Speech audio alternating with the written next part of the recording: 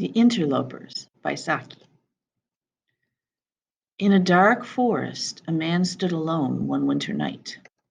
He was watching and listening, as though he waited for some beast of the woods. But the game he kept a lookout for was a human enemy. The Johnson family owned miles of land that was excellent. There were fine fields and forest with deer and other game. In contrast, the tiny piece of land where Ulysses Johnson stood now was worthless land. It was full of rocks, and it was not particularly good for hunting. However, he valued it more than any of his other land, and he guarded it fiercely. A famous lawsuit in the days of his grandfather had won it from a neighboring family. That family had never accepted the court's decision, and a long series of poaching and similar scandals had embittered the relationship between the families for 3 generations. The neighbor feud had grown into a personal one since Ulysses had come to be head of his family. There was a man in the world whom he detested and wished bad fortune to, George's name, the inheritor of the quarrel. The feud might perhaps have died down if the personal quarrel of the 2 men had not stood in the way. As boys, they had thirsted for one another's blood. As men, each prayed that misfortune might fall on the other. And this winter night, Ulysses had called together his servants to watch the dark forest, to keep a lookout for the prowling thieves. The deer, which usually kept in sheltered places during a storm wind, were running like driven things tonight. And there was movement and unrest among the creatures. Assuredly, there was a disturbing element in the forest, and Ulrich could guess from whence it came. He strayed away by himself from the watchers whom he had placed in ambush on the hill and wandered far down the steep slopes, peering through the tree trunks and listening for sight or sound of the marauders. If only on this wild night, in this dark, lonely spot, he might come across George Nam, man to man, with none to witness. That was the first wish that was uppermost in his thoughts. And as he stepped round the trunk of a huge beech, he came face to face with the man he sought. The 2 enemies stood glaring at one another for a long, silent movement. Each had a rifle in his hand. Each had hate in his heart and murder uppermost in his mind. The chance had come, but a man cannot easily shoot down his neighbor in cold blood. Then suddenly, nature's own violence overwhelmed them both. A fierce shriek of the storm had been answered by a splitting crash over their heads, and before they could leap aside, a massive tree had fallen down on them.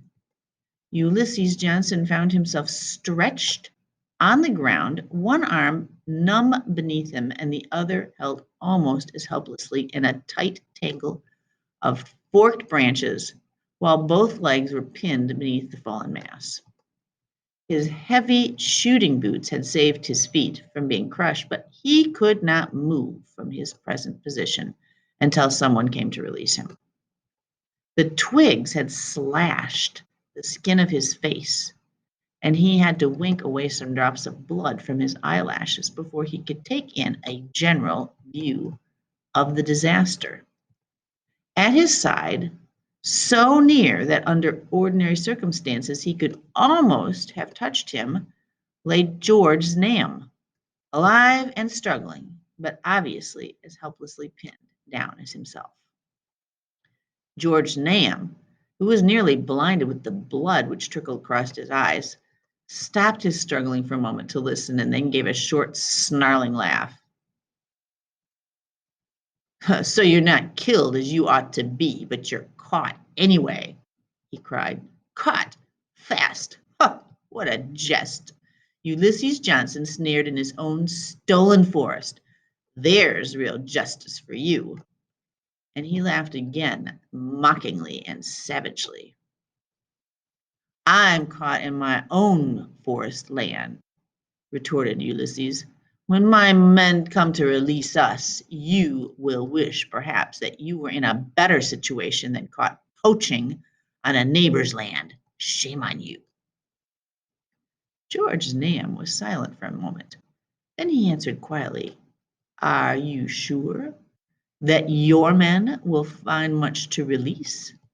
I have my men, too, in the forest tonight, close behind me, and they will be here first and do the releasing.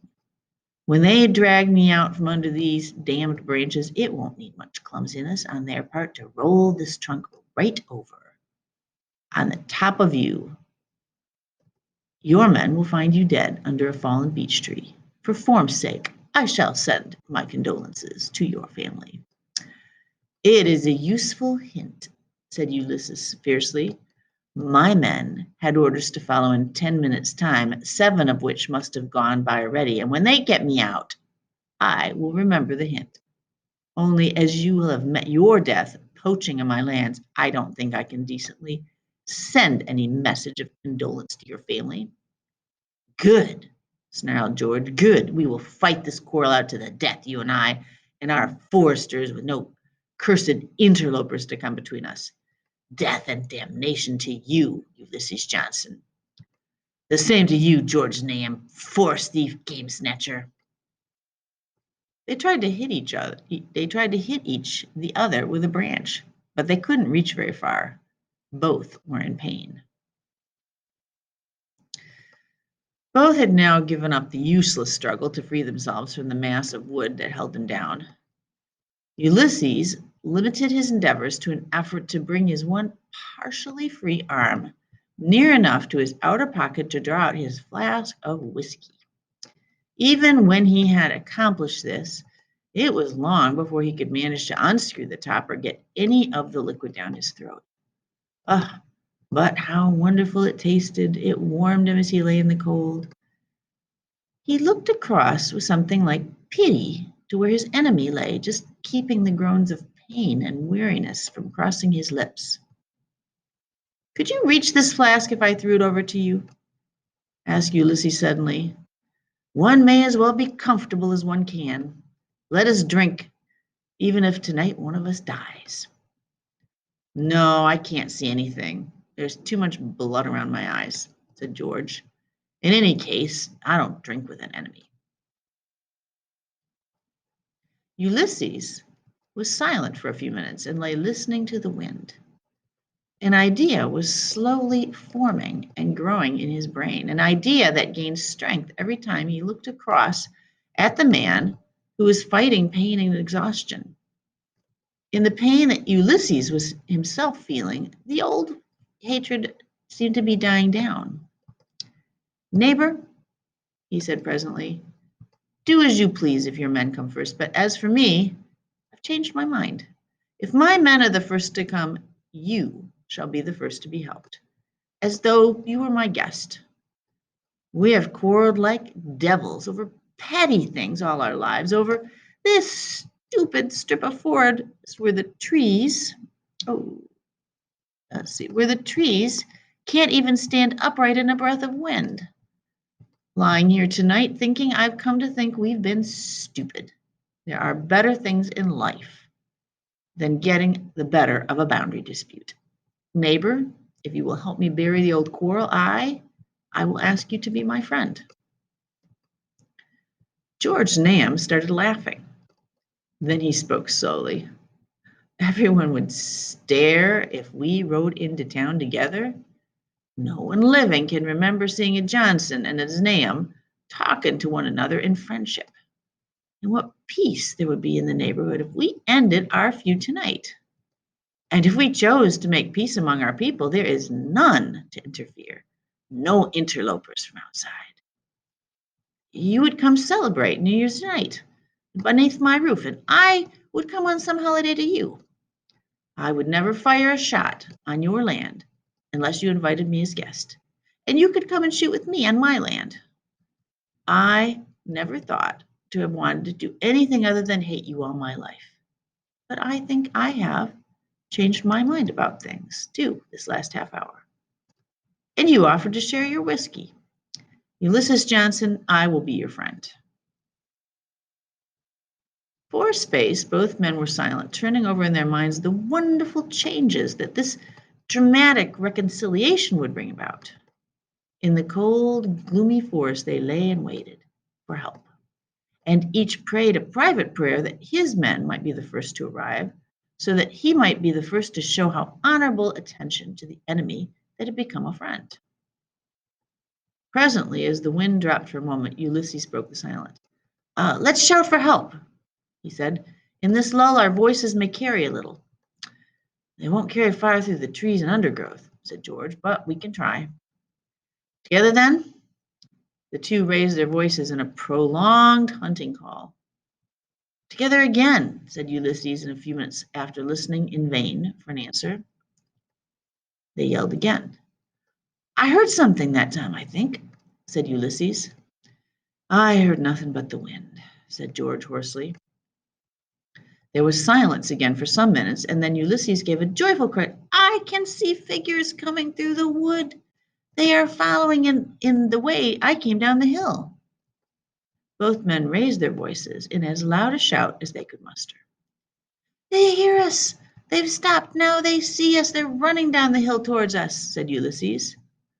How many are there? Asked George. I can't see distinctly, said Ulysses. 9 or 10. Then they are yours, said George. I only had 7 with me. They are making all the speed they can, brave lads, said Ulysses gladly. Are they your men? Asked George. Are they your men? He repeated impatiently as Ulysses did not answer. No, said Ulysses with a laugh, the idiotic, chattering laugh of a man crazy with fear. Who are they? Asked George quickly, straining his eyes to see what the other would gladly not have seen. Wolves,